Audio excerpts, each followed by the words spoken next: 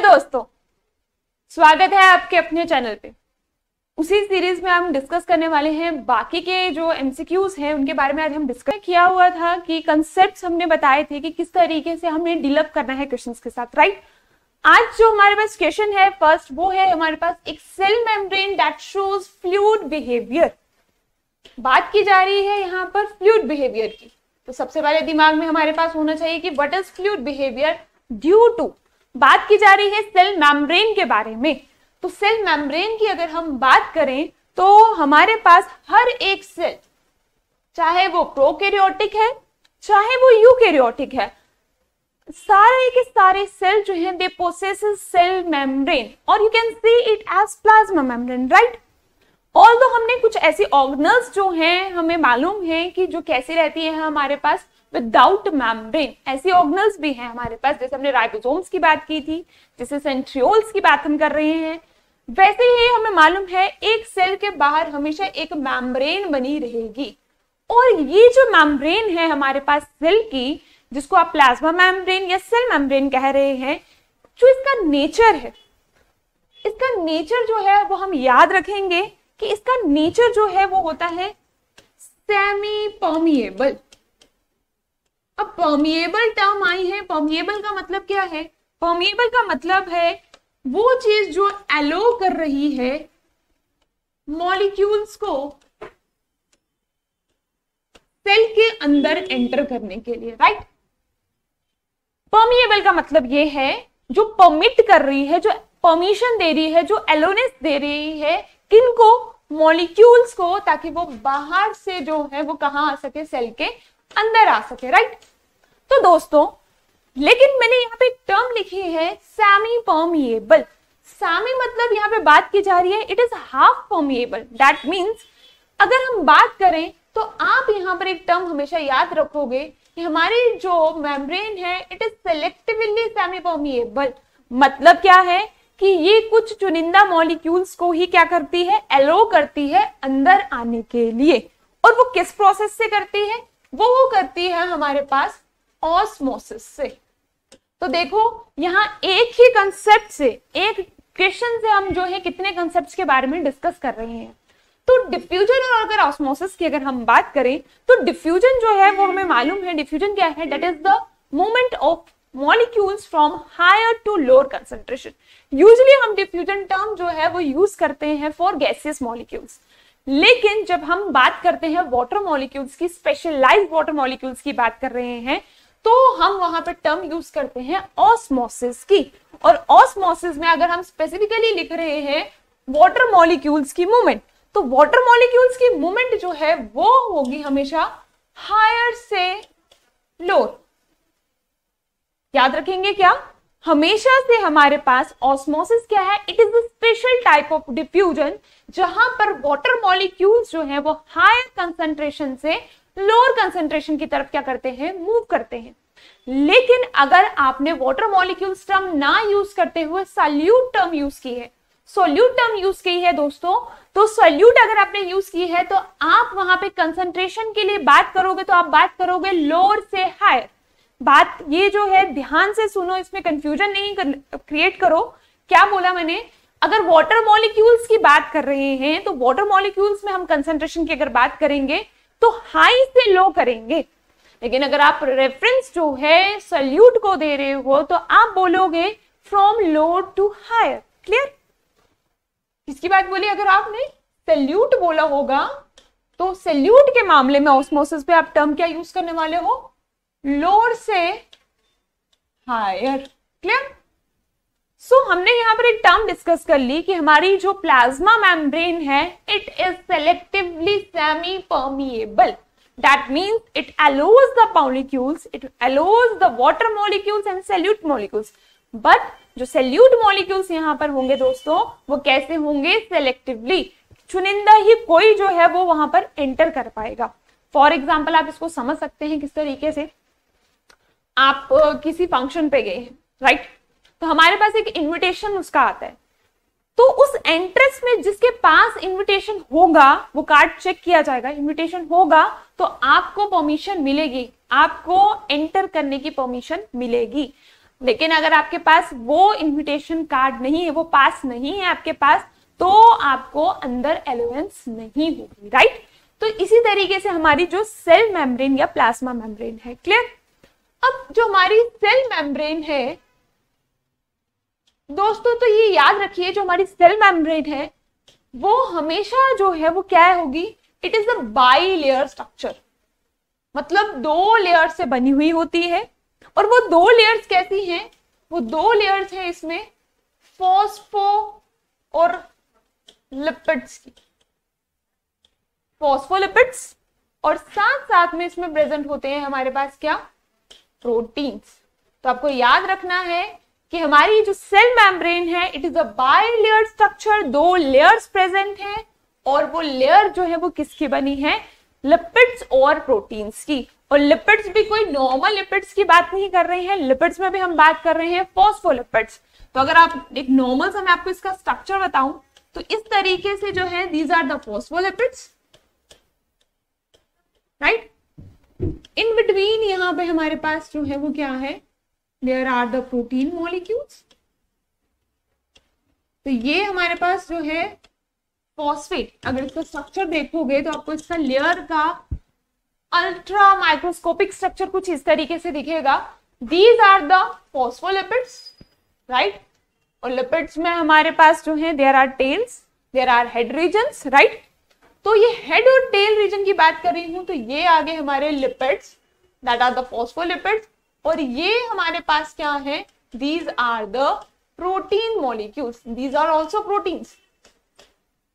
और जो well accepted model है जो ये चीज शो करता है कि सेल मेम्ब्रेन का स्ट्रक्चर क्या है, तो आप याद रखिए कि ये स्ट्रक्चर जो है वो दिया है किसने, सिंगर और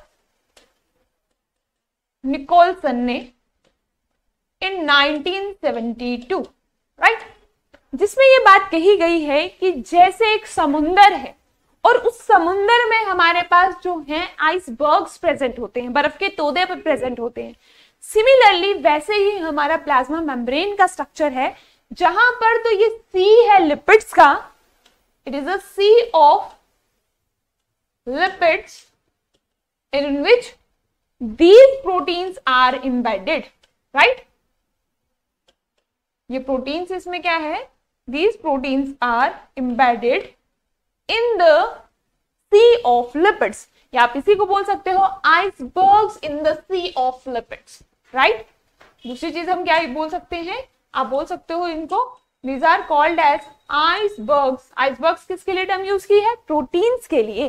तो icebergs in the sea of lipids जो है इस मॉडल को एक्सप्लेन करता है कि दोनों लेयर्स किस तरीके से जो है वो अरेंज है, बाइलेयर्ड है, फॉस्फोलिपिड्स प्रेजेंट है, और उन लिपिड्स के साथ साथ हमारे पास प्रोटीन प्रेजेंट है। तो दोस्तों ये प्रोटीन मॉलिक्यूल्स जो इसमें है ये क्या कर रहे हैं, ये हेल्प कर रहे हैं उन मॉलिक्यूल्स को अंदर लाने के लिए जो लिपिड्स के थ्रू अंदर नहीं आ सकते। क्यों? क्योंकि लिपिड्स जो है हमारे पास, उनके रीजन्स में अगर हम बात करें तो उनके पास जो है they are hydrophobic in nature, right. उनके टेल्स की अगर हम बात कर रहे हैं, हाइड्रोफोबिक या हाइड्रोफिलिक का मतलब क्या है, फोबिक मीन्स जो जब हम किसी चीज का फेयर है, डर रहे हैं, तो हाइड्रोफोबिक टर्म यूज की मैंने। तो हाइड्रोफोबिक जो है, हाइड्रो मतलब पानी से डरना, हाइड्रोफिलिक मतलब पानी से लव करना। तो हमारे पास जो ये इसका हेड रीजन है और ये जो इसका टेल रीजन है, राइट, ये हेड और टेल रीजन की अगर हम बात कर रहे हैं तो ये मॉलिक्यूल्स की बात करी जा रही है कि ये एलो कर रहे हैं या नहीं कर रहे हैं। ऑल्दो ये लिपिड्स के बने हुए हैं, तो दैट मीन्स फैट्स तो यहाँ पर इजिली आ रहे हैं, लेकिन वाटर की मूवमेंट की अगर हम बात करें तो वाटर हमारा जो है वो यहां तक तो पहुंच जाता है, लेकिन टेल्स हाइड्रोफोबिक है, तो वाटर अंदर एंटर नहीं कर सकता। और किसी भी सेल के लिए कोई भी मेटाबॉलिक एक्टिविटी क्यों ना हो, विदाउट वाटर जो है वो कोई भी फंक्शन अपना परफॉर्म नहीं कर सकता, राइट। सो ये टेल हाइड्रोफोबिक होने के कारण और हेड जो है वो हाइड्रोफिलिक होने के कारण पानी जो है वो हेड रीजन तक आ रहा है, लेकिन उसके नीचे जो है नहीं पहुंच पा रहा।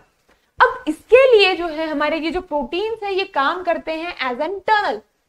तो ये आप समझ सकते हो, ये एक बीचों बीच रास्ता बनाया गया है ताकि जो मॉलिक्यूल्स वहां से नहीं आ सकते वो कहां से एंटर करेंगे, इसके थ्रू, राइट। जिसकी वजह से ये इस पूरे मेम्ब्रेन स्ट्रक्चर को एक सॉफ्ट प्लाएबल जो है स्ट्रक्चर फ्रेम करता है। सेल वॉल हमारी रिजिड होती है लेकिन सेल मेम्ब्रेन हमारी फ्लेक्सिबल होती है, जिसकी वजह से एक सेल जो है वो अपनी शेप जो है वो चेंज कर सकता है। जैसे अगर मैं बात करूं अमीबा की, अमीबा हम सबने देखा होगा, अपनी छोटी क्लासेस में भी पढ़ा है। अमीबा जो है वो अपना फूड इनटेक करता है by changing it's the membrane structure, fluidity की वजह से। तो फ्लूइडिटी क्या है? That is the fluid present in it. और वो फ्लूइड कैसे आएगा? Because of these channels water जो है वो एंटर कर पाएगा और मॉलिक्यूल्स एंटर कर पाएंगे, जिसकी वजह से एक सेल जो है वो बाहर इंटरेक्ट कर पाएगा, राइट। अब इंटरेक्शन जब होगी तभी जाकर जो है वो नेचर जो है वो परफॉर्म कर पाएगा। आई होप आपको जो है मेम्ब्रेन के बारे में ये चीजें क्लियर हो गई हैं। अब हम क्वेश्चन की तरफ फिर से देखते हैं। तो हमारा क्वेश्चन है कि एक सेल मेम्ब्रेन फ्लूइड बिहेवियर क्यों शो करता है? पहला बोल रहा है कि mosaic of lipid and proteins और हमारे पास लिपिड्स के वहां पर क्या है, कुछ पार्टिकल्स हैं, पैचेस में प्रेजेंट है, छोटे छोटे टुकड़ों में प्रेजेंट है, पहला ऑप्शन। दूसरा है कि सिर्फ फ्लूइड प्रोटीन है वहां पर, तो ऐसा हमने कुछ पढ़ा नहीं अभी तक, राइट। फिर बोलता है वहां पे फैट और ग्लूकोज है, तो मैंने बात की है लिपिड्स और प्रोटीन्स की, तो ये ऑप्शन भी गलत हो गया। अब बोल रहे हैं sandwich of protein between the lipid layers, तो हम लोगों ने ये मॉडल पुराना है, पुराने मॉडल पे ऐसी चीज कही गई थी जिसको हम सैंडविच मॉडल बोलते हैं, राइट, जो कि हमारे पास डैनियल एंड डेविसन ने दिया था। लेकिन this is a discarded model क्योंकि ये पूरा एप्रोप्रिएट इस चीज को फंक्शनली बता नहीं पाया था कि किस तरीके से जो है ये एक डायनामिक स्ट्रक्चर है या स्टैटिक स्ट्रक्चर है। ऑल्दो हमें मालूम है it is a flexible structure, it is a dynamic in nature, changeable है, राइट। सो ये ऑप्शन भी गलत हो गया। तो ऑप्शन क्या आएगा? That is the mosaic of lipids and proteins. जैसे कि हमने देखा लिपिड्स की जो है वहां पर सी है in between, and external and internal embedded जो है वहां पर हमारे पास क्या है? प्रोटीन्स है। Clear? Move to the next question. Next बात कर रहे हैं plastids which store fats and oils are called. Plastids की अगर हम बात करें तो प्लास्टिड्स में हमने जो सबसे इंपॉर्टेंट चीजें पहले पढ़ चुके हैं प्लास्टिड्स के बारे में, वो क्या क्या है? प्लास्टिड्स जो हैं, सबसे पहली बात, ये एक यूकैरियोटिक ऑर्गेनल है, राइट। यूकैरियोटिक ऑर्गेनल होने के साथ साथ it is a double membrane structure, right. Double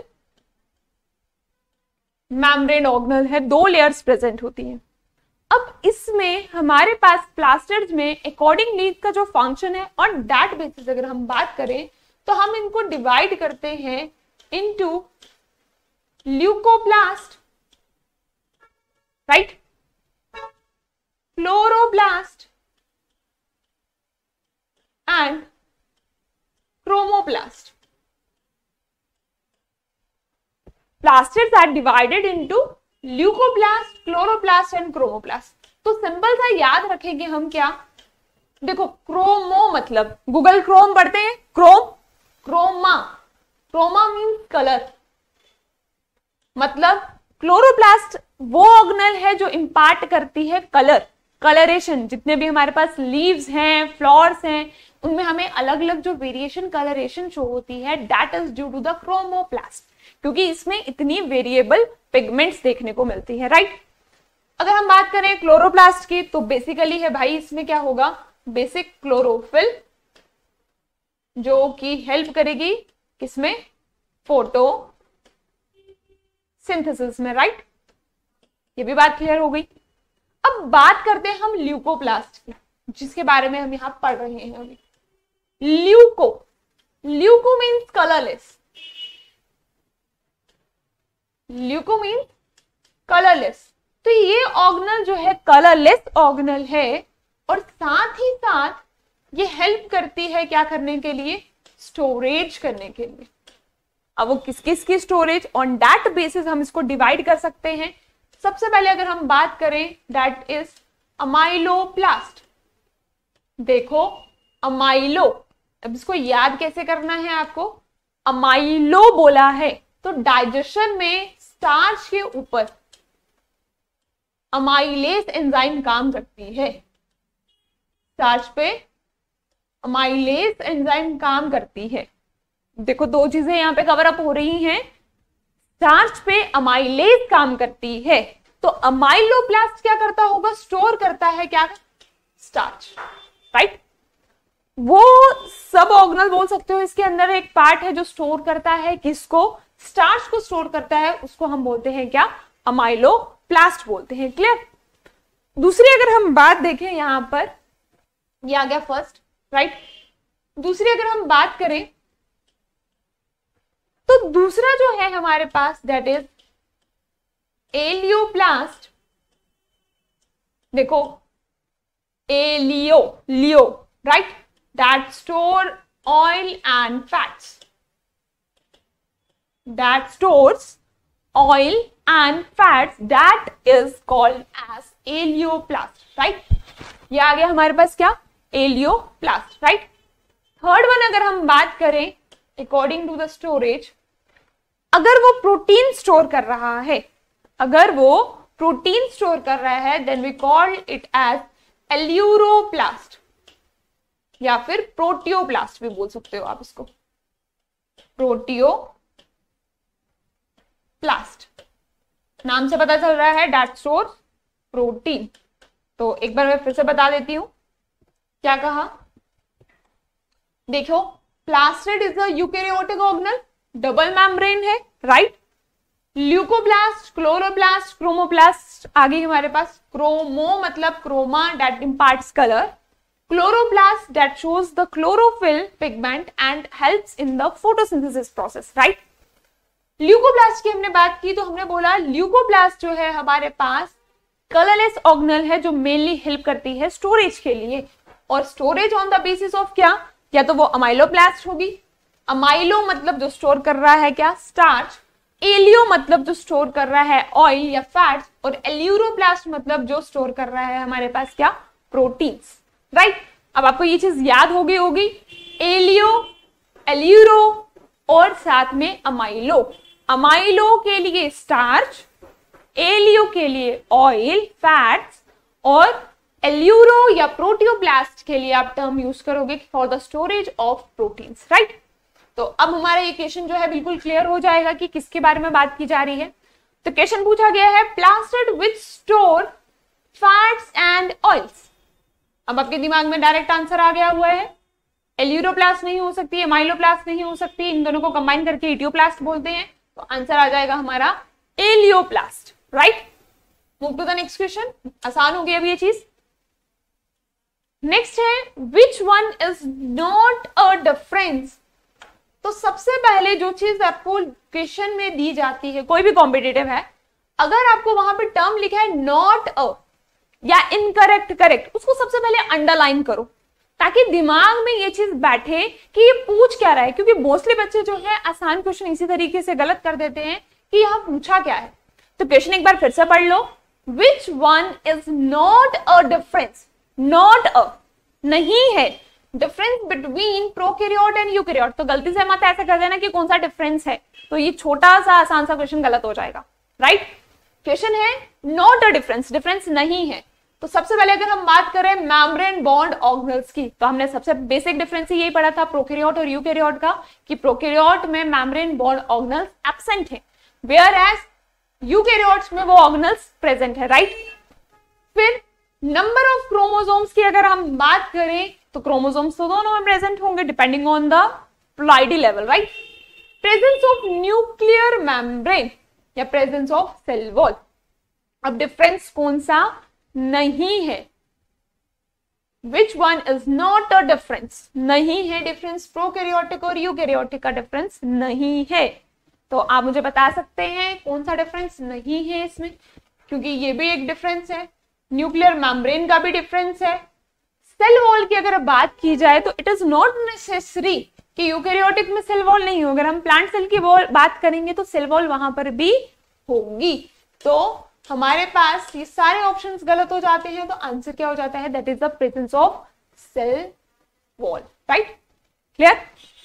next देखिए, which of the following statement with reference to cytoskeleton is not correct. Not correct मतलब इनकरेक्ट स्टेटमेंट ढूंढनी है, राइट, ऐसे लिख सकते हो ताकि गलती ना हो। नॉट करेक्ट पूछा है तो दैट मीन्स इनकरेक्ट स्टेटमेंट पूछी है। इनकरेक्ट क्या है, साइटोस्केलेटन की बात की जा रही है। एक सेल के साइटोस्केलेटन की अगर बात करूं तो साइटो मीन्स सेल के स्केलेटन की बात की जा रही है, और एक सेल जो है वो हमारे पास फंक्शन जब भी करता है उसमें जो उसका बीच का जितना भी मटेरियल है जिसको हम साइटोस्केलेटन बोलते हैं, जहां पे हमारे पास प्रोटीन्स हैं, फिब्रिल्स हैं, वो सपोर्ट करके क्या कर रहे हैं, उनके फंक्शन को परफॉर्म करवा रहे हैं।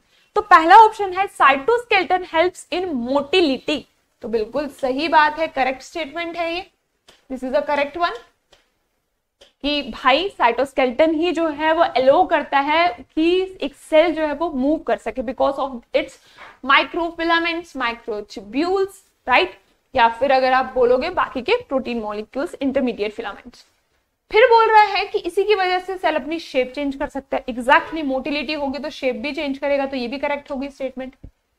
फिर बोलता है कि प्रोडक्शन ऑफ एटीपी, भाई एटीपी का इतना तो हमें अब आसानी से याद है कि एटीपी जो है वो पावर हाउस है, और वो कौन है, माइटोकॉन्ड्रिया। हमें स्टेटमेंट दिख चुकी है कि this one is the incorrect statement, this is the correct, this is the correct, but this one is the incorrect statement, right. और मैकेनिकल स्पोर्ट भी ये करता है, तो ये वाली भी क्या है, करेक्ट है, राइट। तो आंसर हो गया यहाँ पर cytoskeleton helps in production of ATP, that is the wrong statement because mitochondria helps in the production of ATP, और वही जो है हम क्या बोलते हैं उसको, power house of the cell, right. So next देखते हैं, next question, the nucleus was first discovered by, the nucleus was first discovered by, किसने डिस्कवर किया है न्यूक्लियस के बारे में, राइट। तो सबसे पहले हम ऑप्शंस की तरफ आते हैं कि किसने क्या क्या किया है। शॉन की अगर बात करें तो इसने हमारे पास सेल थ्योरी दी है, शिल्डन एंड शॉन ये दो साइंटिस्ट हैं जिन्होंने सेल थ्योरी दी है, राइट। फ्लेमिंग की अगर बात की जाए तो फ्लेमिंग ने हमारे पास जो है न्यूक्लियोलस के बारे में बताया था, ठीक है, न्यूक्लियस के मेम्ब्रेन्स के बारे में डिस्कस किया था, बट न्यूक्लियस के बारे में डिस्कस नहीं किया है, न्यूक्लियस के फर्दर और फर्दर क्रोमोसोम्स के बारे में बताया है, राइट। पैलेट पार्टिकल्स की अगर बात करें तो that are for the ribosomes, Palade particles बोलते हैं इनको, पैलेट ने बताया था। हाँ जी भाई, आंसर आ गया हमारा रॉबर्ट ब्राउन, रॉबर्ट ब्राउन इन 1831 उन्होंने सबसे पहले हमें न्यूक्लियस के बारे में बताया, तो आंसर हो गया इसका डी, राइट। नेक्स्ट क्वेश्चन आ गया हमारे पास साइटोस्केलेटन के बारे में, तो पूछ रहा है साइटोस्केलेटन किससे बना हुआ होता है। तो साइटोस्केलेटन अभी मैंने बोला हमारे पास फिलामेंट्स होते हैं, वी हैव माइक्रोफिलामेंट्स जो कि ट्यूब्यूल से बने हुए हैं, अल्फा और बीटा ट्यूब्यूल से, राइट। माइक्रोट्यूबुलिन होगा, प्रोटीन्स है ये सबके सब, ट्यूबुलिन प्रोटीन, एक्टिन और मायोसिन प्रोटीन, इंटरमीडिएट फिलामेंट्स, तो ये सारा आंसर क्या हो जाएगा, प्रोटीनिशियस फिलामेंट्स की वजह से जो है ये सब चीजें बन रही हैं, साइटोस्केलेटन, राइट। नेक्स्ट देखते हैं, नेक्स्ट है माइटोकॉन्ड्रिया के ऊपर क्वेश्चन, तो बोल रहा है mitochondria and chloroplast are, mitochondria and chloroplasts are considered to be endosymbiotic of the cell because of what, right? तो सबसे पहले समझते हैं what is endosymbiotic। तो एक ऐसी थ्योरी मानी जाती है कि छोटे छोटे ऑर्गेनल्स जो हैं they will combine, और उसके बाद जाकर हमारे पास ये ऑर्गेनल्स बनी है माइटोकॉन्ड्रिया एंड क्लोरोप्लास्ट, राइट। तो बोल रहा है कि कंसीडर क्यों किया जाता है इसको एंडोसिम्बियोटिक रिलेशनशिप में, राइट। एंडोसिम्बियोटिक रिलेशनशिप में इनको क्यों माना जाता है, क्यों, पहली बात तो सही है, दोनों के पास अपना न्यूक्लिक एसिड है, तो आपको याद रखनी पड़ेगी दोनों के लिए टर्म, खास तौर पर माइटोकॉन्ड्रिया और क्लोरोप्लास्ट के लिए। तो चीफ मिनिस्टर याद कर लो, चीफ मिनिस्टर के पास सब चीजें जो है वो क्या होंगी, मिनिस्टर लोगों के पास थोड़ी हर चीज क्या रहती है, स्पेशल रहती है, राइट। तो चीफ मिनिस्टर उसके पास जो है, दोनों के पास डबल मेम्ब्रेन ऑर्गेनल है। पहली बात भाई, अगर बिजली बाकियों की चली गई है लेकिन मिनिस्ट्री हाउस में जो है तब भी पावर रहती है, तो कुछ एक्स्ट्रा उनको बेनिफिट रहता है। सिमिलरली एक सेल के पास तो न्यूक्लियस है, उसका जेनेटिक मटेरियल है, लेकिन इन दोनों ऑर्गेनल के पास भी अपना अपना जेनेटिक मटेरियल है, right. So first statement is right.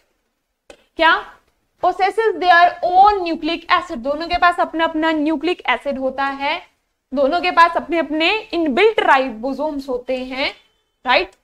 दोनों के पास ऑर्गेनल के अंदर, ऑर्गेनल विद इन ऑर्गेनल के अंदर ही हमारे पास क्या होते हैं, इसके अपने राइबोसोम्स होते हैं, जिसकी वजह से इन दोनों ऑर्गेनल्स को हम सेमी ऑटोनोमस ऑर्गेनल्स भी बोलते हैं।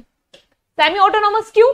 बिकॉज ये दोनों ऑर्गेनल्स जो है अपना काम जो है विदाउट द एक्चुअल जेनेटिक और प्रोटीन्स के बजाय भी अपना काम ये कर सकते हैं। तो ये पॉइंट्स जो है दोनों के बारे में याद रखने हैं। अब देखो कि इनकी कैपेसिटी है कि एटीपी सिंथेसिस कर सकते हैं, राइट। तो दूसरा है do not reproduce all of the above. सबसे पहला ऑप्शन क्या है, माइटोकॉन्ड्रिया, और इनको कंसीडर किया जाता है as an the endosymbiote of cells, because दोनों के पास अपना न्यूक्लिक एसिड है, दोनों के पास कैपेसिटी है एटीपी सिंथेसिस की। तो ऐसा तो नहीं है एटीपी जो है वो सिर्फ माइटोकॉन्ड्रिया के पास है, राइट।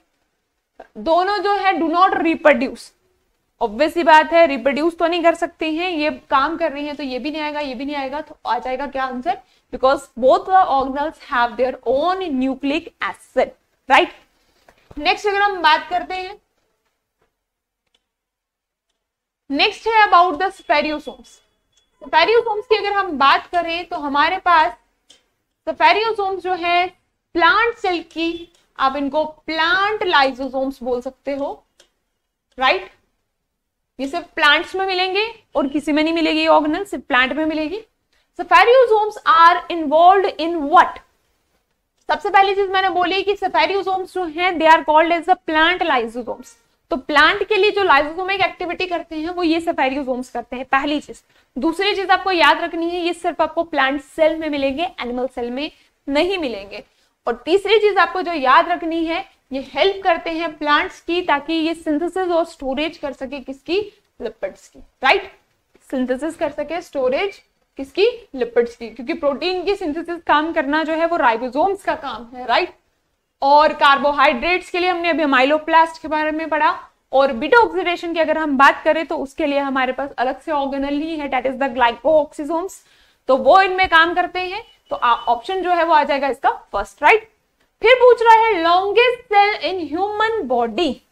सबसे लॉन्गेस्ट सेल, ये तो आपका बेसिक सा क्वेश्चन है, that is the nerve cell, neuron cell, जो सबसे लॉन्गेस्ट सेल है ह्यूमन बॉडी में। सबसे लॉन्गेस्ट पूछा है, लार्जेस्ट नहीं पूछा है, लॉन्गेस्ट सेल पूछा है। लॉन्गेस्ट सबसे जो है that runs is the neuron, और you called it as the nerve cells, right. Next बात करते हैं, लास्ट लेक्चर में भी हमने इसके बारे में पढ़ा था, that is the eukaryotic ribosomes पूछा जा रहा है भाई। ये तो अब आपको आ गया हुआ है। यूकैरियोटिक राइबोसोम्स की अगर बात की जाए तो प्रोकैरियोटिक में हमने बोला था 70s, राइट। प्रो का हमने बोला था प्रो 70 वर्जन, राइट, और यू का 80। फर्दर डिवाइडेड बोला था हमने 50-30 और इसका 60-40। अब ऑप्शन में चले जाते हैं, यूकैरियोटिक के लिए पूछ रहा है, 50-30 नहीं है, 70 नहीं है, 80s है, राइट।